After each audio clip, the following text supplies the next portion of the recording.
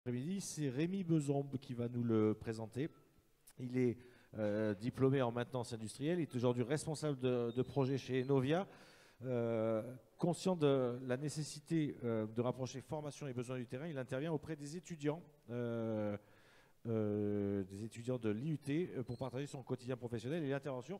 Rémi, voici la place, le micro, la télécommande, le minuteur à 10 minutes et l'intervention, c'est partenariat entreprise-université pour une formation sur mesure.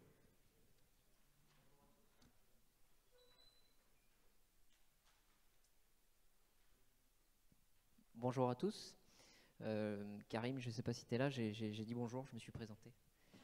Donc moi je vais vous présenter un retour d'expérience sur des interventions qu'on a pu réaliser cette année auprès de l'Université de Toulon et plus précisément du département GIM, Génie industriel et maintenance. Alors juste une petite mise dans le contexte. Moi je suis un ancien de l'Université de Toulon, département GIM. J'ai effectué ma licence professionnelle qui maintenant n'existe plus ici, mais la licence professionnelle maintenance et management environnemental en 2009. Donc je suis passé sur les bancs de l'école ici. J'ai eu la chance d'effectuer mon stage directement dans la société Enovia, qui était venue intervenir lors de ma formation, et j'ai fait mon stage directement chez Enovia et j'ai réussi et pu intégrer l'équipe Enovia directement après mon stage. Donc chaque année, chez Enovia, on met un point d'honneur et on intègre des étudiants en stage chez nous, et on en recrute régulièrement à l'issue de ces stages. On est bien conscient de l'enjeu majeur de la formation adaptée à nos métiers, et cette année, on a mis en évidence et en musique un module de formation dédié à nos métiers et pour les jeunes étudiants. Donc, cette intervention a été réalisée dans le cadre du BUT, donc le bachelor universitaire, sur 3 ans, sur lequel on a intervenu en deuxième année de BUT dans le semestre 3. Donc notre intervention a été basée sur 2 unités d'enseignement. La première, la R3.10, organisation des systèmes industriels, qui s'est décomposée en deux parties, donc 24 heures de cours, 12 heures pour la partie formation en temps plein, tout à l'heure Eric Joffre l'a dit, et 12 heures pour la partie apprentissage, donc les alternants.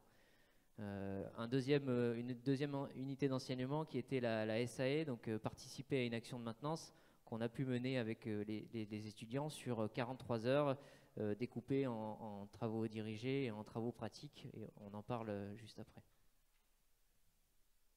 Pour la première unité d'enseignement, donc organisation des systèmes industriels, on a découpé notre cursus en 4 modules de 3 heures, en 6 étapes. Donc la première qui a été la définition de chaque objet. Donc tout à l'heure, on a parlé de donner des définitions à chaque objet, de savoir qu'est-ce qu'on appelle un PID, donc un schéma fonctionnel, un équipement, un actif, un article, une nomenclature, des gammes d'opérations, tout ça. On en parle, mais en fait, on se rend compte que les étudiants et les jeunes ne savent pas trop ce que c'est un équipement, un matériel. Il y a des fois des erreurs qui se produisent quand on dit j'ai un problème là-dessus. En fait, on ne parle pas de la bonne fonction. Donc la définition permet de poser des bases et un socle aux étudiants pour pouvoir derrière discuter plus facilement et d'avoir la même approche des choses. Ensuite, la partie numéro 2 qui a été la gestion de la documentation technique. Donc finalement, comment on navigue dans un corpus documentaire de plusieurs milliers de fichiers, donner les clés de savoir comment on peut classer la documentation pour derrière pouvoir la trouver plus facilement. Une partie gestion du préventif, gestion des pièces de rechange, le correctif et des notions d'indicateurs de maintenance. Voilà comment a été découpé le premier module, la première unité d'enseignement. Toute notre unité d'enseignement et notre formation, cette année, on l'a directement intégrée dans la GMO QuickBrain. Donc chaque étudiant et chaque personne avait accès à la GMO et avait les cours directement dessus et pouvait interagir dessus, surtout en TP. Et cette application et nos cours sont bâtis sur la norme des processus de maintenance, la norme NFX 60027. Le deuxième unité d'enseignement, c'est une SAE, donc participer à une action de maintenance qui était plus grande en volume avec plus de parties personnelles pour les étudiants. Donc on a découpé ça, on a choisi volontairement un système industriel, donc un système de dépoussiérage de cendres sur un site industriel, donc sur une centrale biomasse à Brignoles. Nous avons découpé le module en 7 parties. Première partie, présentation du projet et organisation des étudiants en binôme ou trinôme pour pouvoir mener à bien cette SAE. La partie traitement et intégration de la documentation, donc on leur a donné ce qu'on appelle un DOE, un dossier d'ouvrage exécuté, donc un ensemble de documentation dans lequel ils ont dû naviguer, essayer de classer, essayer de comprendre les différents systèmes qu'ils allaient étudier. La partie 3, arborescence fonctionnelle, donc ils ont dû réaliser une arborescence fonctionnelle avec les documents et les plans sur lesquels ils ont pu travailler. La partie 4, et on en parlera tout à l'heure un petit peu plus précisément, c'est la partie ce qu'on appelle relevé sur site. Donc j'en parlerai juste après sur la diapo d'après. Ensuite, la partie traitement du relevé avec la création finalement de l'arborescence, des assets sous les équipements avec les actifs et derrière les articles et les opérations de maintenance. Et puis le point 6 où on les a mis en situation d'un petit rapport de stage. Alors on a été sur des unités d'enseignement assez courtes en temps, mais on les a quand même mis en situation de nous fournir un livrable qui a été quelque part aussi une facilité pour faire une notation de notre côté, mais de leur fournir un dossier technique à nous restituer sur les actions qu'ils ont pu mener pour réaliser cette SAE. Donc je fais un focus sur la partie relevée sur site que je viens de dire précédemment. Donc on a eu la chance de pouvoir amener chaque étudiant sur un site industriel, sur le système qu'on leur avait donné à étudier pour qu'ils aient déjà une vision de ce que ça représente sur un site industriel. Donc on a pu les emmener sur la centrale biomasse de Brignoles et on les a mis, donc on a fait une visite sur site avec eux bien sûr, et puis après derrière c'était un TP on va dire en grandeur nature sur un site industriel de 2 heures. Chaque étudiant a pu se mettre en binôme et pendant 2 heures ils ont été sur une petite partie fonctionnelle du PID et des équipements qu'ils ont pu étudier, et ils ont dû en conditions réelles faire finalement le travail d'ingénierie qui va être de relever chaque équipement, relever les références, les marques des équipements pour pouvoir derrière ensuite faire une arborescence, une ou plusieurs arborescences, décomposer tout ça directement dans une GMAO.